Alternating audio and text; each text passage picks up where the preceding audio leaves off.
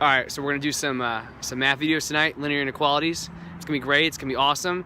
We're gonna learn about how to get ready for that quiz. Also, shout out to my favorite Asian restaurant. It's called the Asian Cafe. Oh yeah, but you know. Let's talk about linear inequalities. So we got a linear inequality going on here with y is greater than -1. So the value we're talking about is -1. So if it's y, that means we're not talking about x values, but we're talking about y values. So y is -1's right here. Okay, that means it's going to be a horizontal line. But wait, why have I made my line dashed? Well, since it's not equal to, that means the line needs to be dashed. The question is, do I shade above or below the line? That's why we have to test points. So I'm going to pick a point above or below the line. Let's go with the point 2, 3. Let's go with this point and test it. So the point 2, 3 means I got to substitute in here into this inequality. Well, there's no x value to substitute in, so that really is not going to matter as much. But I can plug in this y value. Is y greater than -1? Well, yes, it is. That means we need to shade above. And there you have it. Let's do another one. So now this one, we have an inequality here that we're going to have to graph. Y is greater than 2x minus 2. So that means you got to identify where our slope is -2. And our slope is 2 over 1.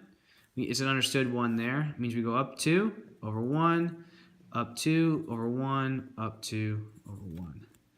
Again, why are we doing this dash line here again? Well, because it's not equal to here. That means we have to do a dash line. Now, I need to test a point.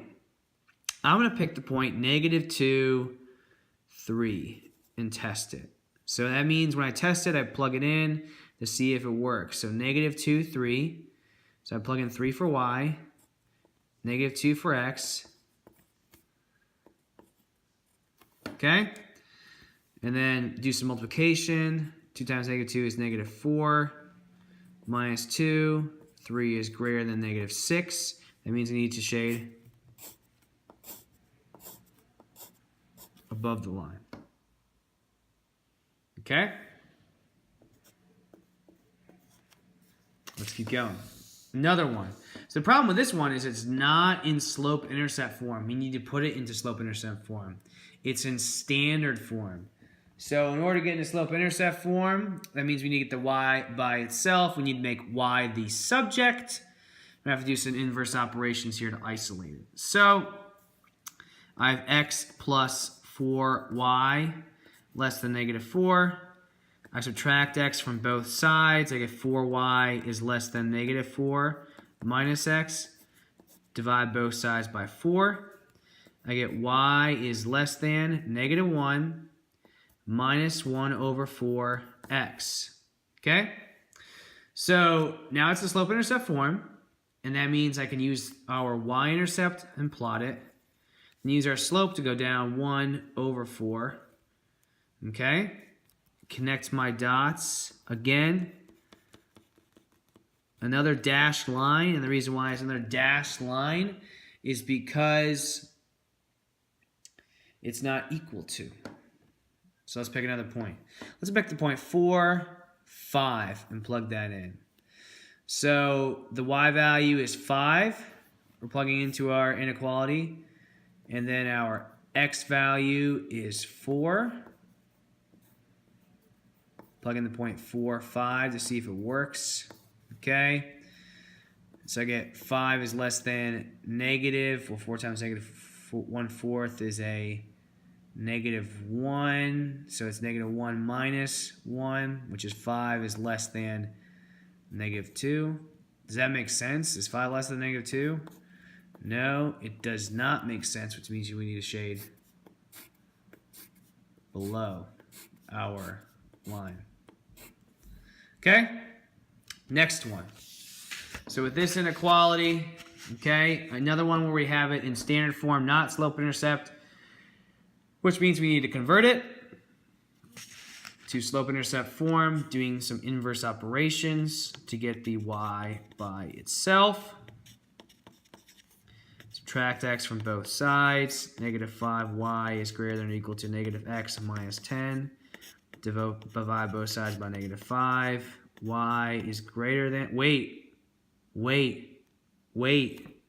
If I divide by a negative, that means I have to flip the sign. Okay? And then it becomes 1/5 x plus 2. Okay? So we start at the y-intercept. Go up 1 over 5. Connect our dots. Wait a minute. Why did I do a solid line here? Well, we did a solid line this time because it's equal to there. That's why it's a solid line. So we started there. Now we need to figure out what side I'm going to shade. So I'm going to plug in the point. I'll try 2, negative 3. I'll substitute it in to my inequality. 2 in for x, negative 3 in for y. See if this works. Negative 3 times negative 5 is positive 15. 2 plus 15 is 17. Is 17 greater than or equal to negative 10?